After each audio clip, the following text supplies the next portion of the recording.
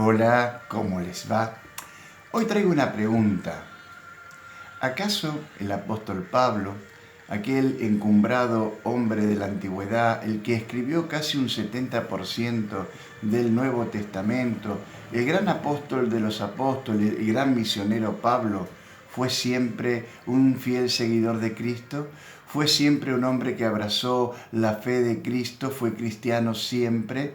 El apóstol Pablo, aquel del cual él mismo menciona en Filipenses capítulo 3 lo siguiente, dice, aunque yo tengo también de qué confiar en la carne, o sea que él tenía una confianza, tenía una autoestima de lo que él era superior a otros, porque miren lo que dice, si alguno piensa tener de qué confiar en la carne, yo más, dice él. Él estaba por sobre todo aquellos que pudieran haber pensado de sí con una altura bastante elevada, porque dice, circuncidado al 8º día. Él cumplió, o más bien los padres cumplieron con este rito que se tiene de toda la vida, desde Génesis capítulo 17 hasta aquí, de circuncidar al varón al 8º día. Del linaje de Israel, de la tribu de Benjamín. Si bien es cierto el padre era griego, pero la madre era hebrea, de la tribu de Benjamín. Hebreos de hebreos. Mira, yo puedo decir argentino de argentino, porque mi padre era argentino, pero mi abuelo era español. Los dos abuelos, tanto materno como paterno, eran españoles. Pero quizás haya en mi auditorio, quizás haya alguien que esté escuchando que pueda decir argentino de argentino, porque él tiene su padre, su abuelo, su tatarabuelo y toda su descendencia pudiera ser argentino. Esto es lo que él decía, hebreos de hebreo. No había contaminación de raza allí. Dice, en cuanto a la ley, fariseo. Él había ido a estudiar a la mejor universidad de toda la tierra de aquel entonces. Él estaba siendo instruido en el mejor lugar donde se podía mostrar la ley de Dios a través de la palabra de Dios, o sea, el Antiguo Testamento que tenían hasta ese momento. En cuanto a celo a lo que el Antiguo Testamento decía, perseguidor de la iglesia. ¿Qué me cuenta?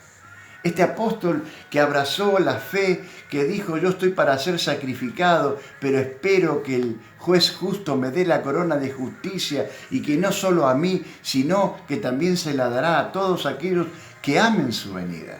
Él amaba la venida de Cristo, él amaba el estar en Cristo, este apóstol que dice, ausente en el cuerpo, presente con el Señor. Este apóstol que dice, para mí el vivir es Cristo y el morir, dice, es ganancia.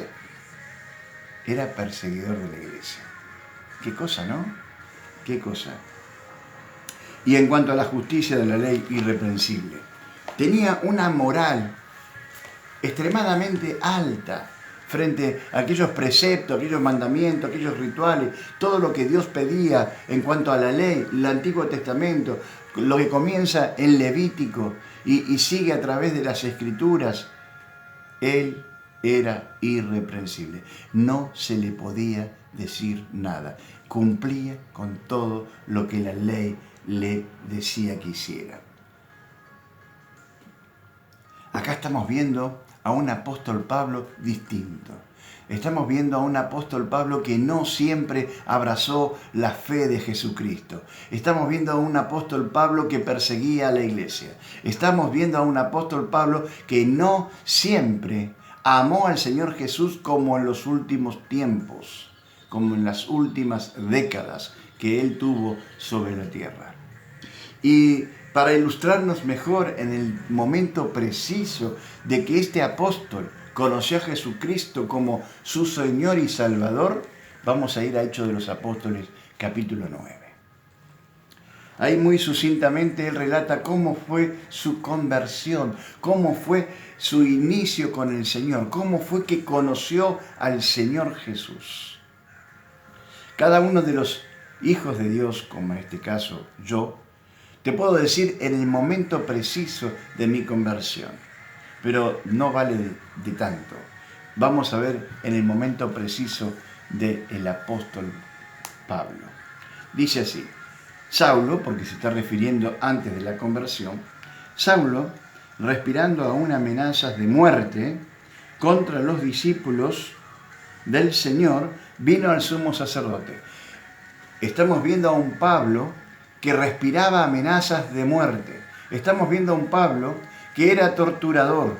Estamos viendo a un Pablo que ejecutaba el rigor de la muerte en aquellos que no prosperara la ley judía, sino que prosperaba la ley de Jesucristo. Qué diferencia, ¿no? Le pidió cartas para las sinagogas de Damasco, a otra provincia, a otro lugar, fuera de los confines de Jerusalén. Y a fin de que si hallaba hombres o mujeres de este camino, los trajera preso a Jerusalén. Era un secuestrador. Y no solo secuestrador, era un secuestrador y torturador, porque dice que respiraba amenaza de muerte. Y él traía a hombres y mujeres que pudieran ser cristianos, que pudieran estar en una iglesia evangélica, los traía a Jerusalén para acusarles e enjuiciarles. Pero miren una cosa, ahí hay un punto. Mas yendo por el camino, aconteció que al llegar cerca de Damasco, repentinamente le rodeó un resplandor de luz del cielo. ¡Qué maravilla! Le resplandeció, le cayó un rayo de luz, vino un rayo de luz, vino una luz fuerte, como que si el sol mismo se viniese y se pusiese delante de él.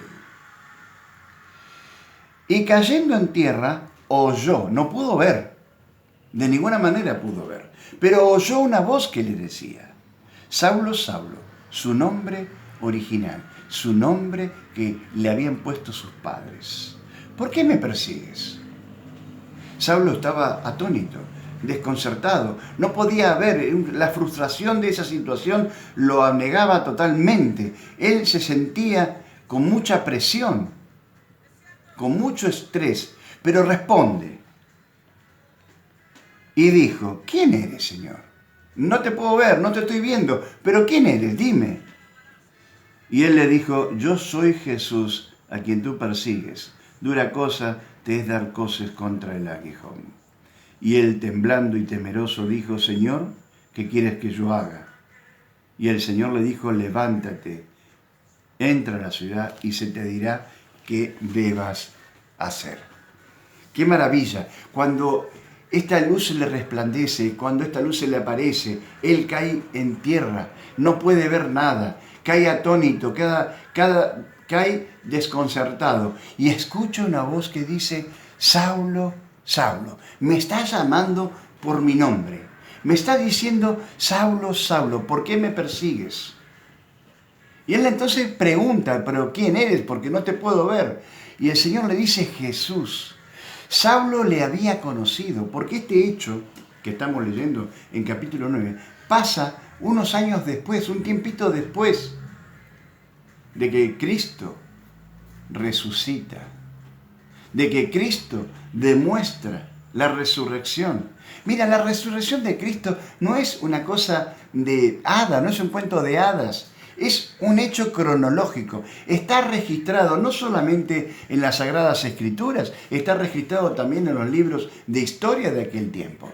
Tanto Seutino, Tácito, Flavio Josefo, Emilio el Menor, eran historiadores de aquel entonces, pudieron datar este hecho cronológicamente como ocurrido en Jerusalén, crucificado y resucitado. El que mejor lo explica es Flavio Josefo, pero también Seutino, un historiador de Roma, lo asevera. Tácito, por otro lado, también lo dice, y Emilio el Menor también lo comenta. Lo cierto es que realmente se le aparece él y él dice: caramba, si yo lo vi muerto, si yo vi cuando le clavaron esa cruz en su mano y en sus pies, si yo vi cuando le llevaron al sepulcro, hoy está vivo, me está hablando a mí, Entonces cambia, en vez de preguntar, ¿qué quieres, Señor, que haga? Señor, ¿qué quieres que haga? Dice. La primera pregunta, ¿quién eres, Señor? La segunda pregunta, Señor, ¿qué quieres que haga? Y entonces ahí se le da información de que entre a la ciudad como pueda, porque no podía ver, estuvo así unos días, y entonces se le iba a dar instrucciones de qué hacer. Bien, mira, muchos de nosotros, en este caso yo, me convierto a los 22 años de edad. Y hasta ese tiempo venían a veces gente a predicarme el Evangelio a mi hogar. Venían gente a casa a predicar el Evangelio y yo era bastante despectivo con ellos, era bastante descortés y prácticamente los echaba. Porque pensaba, ¿qué están haciendo esta gente? En vez de invertir ese tiempo en otra cosa más positiva, que venga a mí a hablarme de un evangelio que para mí era un cuento de hada, que para mí, como lo dice y lo declara Lenin, no solo en el comunismo, sino en el socialismo también, las religiones es el opio de los pueblos. Entonces, ¿qué me viene a mí con esta droga nueva y que ya es tan vieja y que ya ha pasado de moda? Lo cierto es que hasta el 29 de agosto de 1976 creía eso. Hasta que me encuentro con Jesucristo vivo. Hasta que me encuentro con Jesucristo adelante mío, delante de mí, ofreciéndose para salvarme de mis pecados. Y quizá tú también te encuentres en esta situación. Quizá tú tengas un hijo, una hija, quizá tú seas padre de hijos y tengas hijos que no vayan a la iglesia, quizá tú seas esposo de una hermana que va a la iglesia, se congrega, o al revés, sea esposa de un hermano y un esposo que va a la iglesia y te quejas porque invierten tiempo. Bueno, en este tiempo no, porque estamos en cuarentena y no hay reuniones, pero cuando haya reuniones, tú dices, ¿para qué invertir ese tiempo? ¿Para qué malgastar ese tiempo ahí en la iglesia? Bueno, yo te voy a contar una historia que me pasó en uno de los anexos que teníamos en la iglesia. Resulta que una hermana se convierte al Señor. No voy a dar el nombre para proteger su identidad. Se convierte al Señor. Y esta hermana abraza al Señor como lo he abrazado yo y lo abrazamos casi todos, como lo abrazó el apóstol Pisa también. Quizás llegó a ese nivel porque la verdad esta hermana traía mucha gente al Señor y por gracia de ella muchos también se convertían. Resulta que su vida va avanzando y se va comprometiendo más con la iglesia. Y el marido insistía en que invertía mal el tiempo, y que por qué ibas a la iglesia y qué tienes en la iglesia. Y primero los celos y después ya el fervor negativo y después la negación total. Hasta que un día, un domingo, él dice, me juego el todo por el todo. Le voy a preparar 2 valijas y así fue. Preparó 2 valijas y le dijo, bueno, mira, anda a la iglesia, vete allí, que te acomoden en una cama, vive en la iglesia, ya no te queremos más, no te precisamos, vete de aquí. Esta hermana quedó perpleja. Llegaba de un culto, llegaba de haber alabado al Señor, llegaba de haber glorificado su nombre y se encontraba con este acto en su casa y no sabía qué decir, porque le fue de sorpresa. Aunque ella me dijo, yo confiaba que el Señor me dio una palabra, algo. Y él seguía manifestando su impronta para despedirla de la casa, cuando a ella se le ocurre decirle algo que lo desconcertó. Le dice, ahora tú me echas a mí. Ahora me echas a mí, que voy a la iglesia, que voy a glorificar el nombre de Cristo, que aprendo a vivir. Y cuando íbamos a los bailes y vos tomabas de más y te quedabas sentado y me ofrecías a tus amigos a bailar y ellos me rodeaban con sus brazos, me manoseaban y me tenían cerca, ahí no te quejabas. Ahora que soy una mujer que vindifica el nombre de mujer y aquí yo preparo las cosas de la casa, la tengo en condiciones, mantengo a los hijos, te tengo a vos bien, voy a la iglesia, glorifico a Dios, quiero hacer su voluntad, ahora tú te quejas. Dice que le dijo, no, se cambia ahora. El que se va a ir de la casa sos vos. Dice que esto lo dejó desconcertado. Ella se identificó con Cristo, manifestó la justicia de Dios. Ella manifestó el haber seguido a Cristo como primera medida. Y lo puso en el lugar que él se había ganado por lo que había hecho. El marido poco a poco fue acercándose, primero por curiosidad me dijo, y después ya había algo distinto hasta que se convierte el Señor. Nosotros no sabemos, o mejor dicho, sí, yo ya lo sé, por qué estamos en negativo contra Dios, por qué estamos en una negación total, porque dice el Evangelio de Juan, capítulo 1, que la luz vino al mundo, y la luz tiene la propiedad de iluminar, de mostrar los colores, de mostrar la forma, de hacer que la delineación de la figura se note con precisión. Y dice que los hombres amaron la oscuridad, amaron la tiniebla. Es loco, ¿no? Porque muchas veces cuando estamos de noche, se nos corta la luz porque de sur no se tiene problemas, no nos ponemos contentos porque estemos a oscuras. Pero dice que los hombres se sentían amenazados, se sentían desnudos delante de la luz de Dios, y entonces sus obras, su pensamiento, sus pecados era de manifiesto. Por eso se escondían, por eso se está en contra, sin saber por qué. Estamos en contra del Evangelio, de los evangélicos, estamos en contra de la iglesia, estamos en contra de Dios, estamos en contra de cumplir la voluntad de Dios, porque el pecado los consume. Y sabes una cosa, Cristo murió por esos pecados. Cristo murió por mis pecados. Mis asquerosos pecados los llevaron a la cruz del Calvario. Tus asquerosos pecados también los llevaron. Mira, yo no soy más que ti, ni tú más que yo. Somos todos iguales delante de la presencia de Dios. Tendremos responsabilidades diferentes. Pero si tú aceptas a Cristo, puedes ser un hijo o una hija de Dios. Si tú aceptas a Cristo como Saulo lo aceptó, podrás hacer cosas portentosas, cosas grandiosas, porque Él te va a llevar a su presencia. Mira, nuestros pecados los llevan a la cruz del Calvario.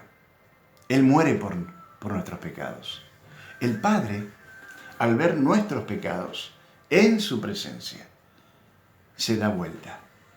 Se da vuelta y el Hijo dice esas palabras que todos sabemos. Dios mío, ¿por qué me has desamparado? Por espacio de 3 horas, en una interrupción total de una eternidad, el Padre se da vuelta para entonces mirarnos a nosotros, con la posibilidad de poder ser salvos. ¿De qué manera? Aceptando su obra. Mira, ahí en el Evangelio de Juan dice, a los suyos vino, mas los suyos no le recibieron. Pero a todos los que le reciben, todos los que creen en su nombre, les dio potestad, derecho, dominio de ser llamados hijos de Dios. ¿Quieres ser un hijo de Dios? ¿Quieres cambiar de identidad?